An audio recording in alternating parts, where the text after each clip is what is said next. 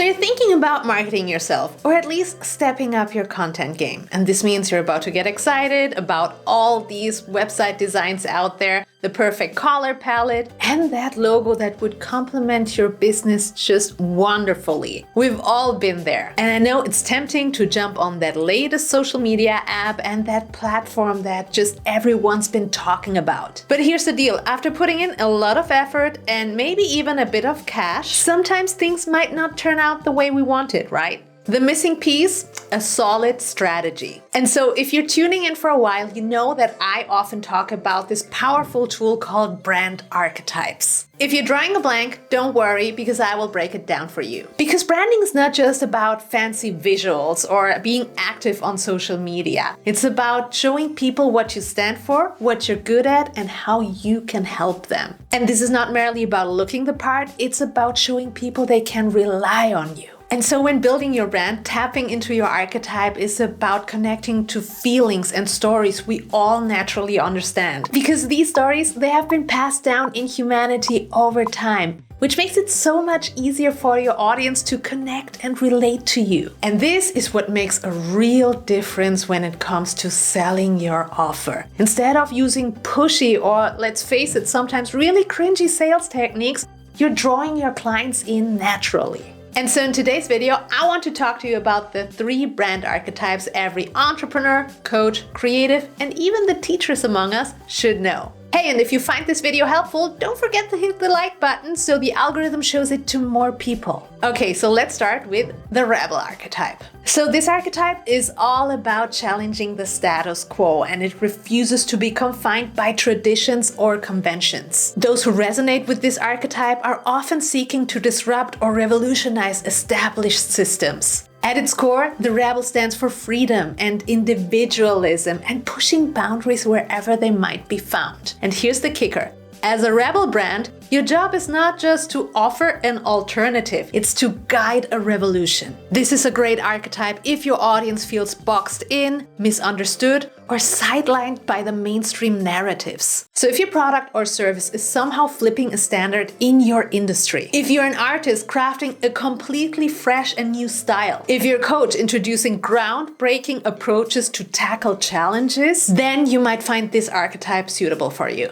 The undeniable power of this archetype really lies in rallying people around a cause or a vision. Its provocative nature captures attention and inspires individuals to challenge their beliefs and join a movement. A great example for the rebel archetype is Sir Richard Branson, the founder of the Virgin Group.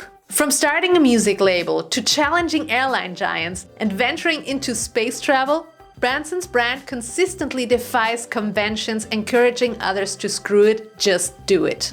And next up we have the sage archetype. So the sage is kind of like this beacon of knowledge and enlightenment. Those who resonate with this archetype are all about making complex concepts accessible and helping others achieve clarity. At its core, the sage is about seeking and sharing the truth.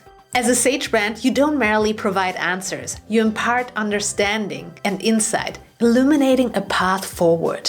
This is an archetype that resonates with the ones hungry for knowledge and who are eager to find deeper meaning. The sage archetype is most prominent among thought leaders, researchers, scholars, consultants, and educators. These are individuals committed to teaching and guiding others through their journey of intellectual and even spiritual discovery. The strength of the sage lies in its unparalleled insight and its natural ability to mentor and guide others. A great example for the sage is the marketer and author Seth Godin, who always brings fresh and challenging ideas about marketing and leadership to the table. His ability to see and explain new trends make his writing invaluable for budding entrepreneurs and those who seek to make a change. Next up, we have the caregiver archetype. And so the caregiver, just as the name says, is about empathy and selflessness and that strong desire to help others. Those who align with this archetype provide comfort, guidance, and nourishment, often putting the needs of others before their own.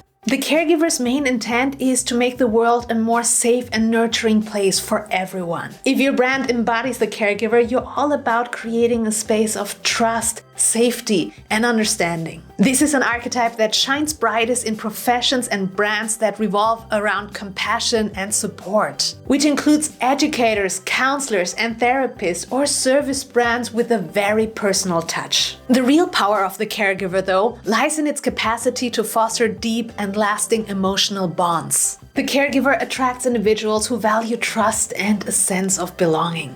A great example for the caregiver is the American Tibetan Buddhist nun Pema Chodron. Pema Chodron is all about compassion and understanding. Through her teachings and books, she gives people the tools to handle life's ups and downs. And with her real talk and kind way, she helped many people around the world find peace and get to know themselves better. You guys, we covered a lot today, but there's one last thing that I'd like you to take away. Your brand archetype really depends on your own entrepreneurial journey. So don't feel boxed in. Find the right blend, and most importantly, have fun with it. And if you want to learn more about brand archetypes, there's a full playlist waiting for you right here. Take care, and I'll catch you guys next time. Bye.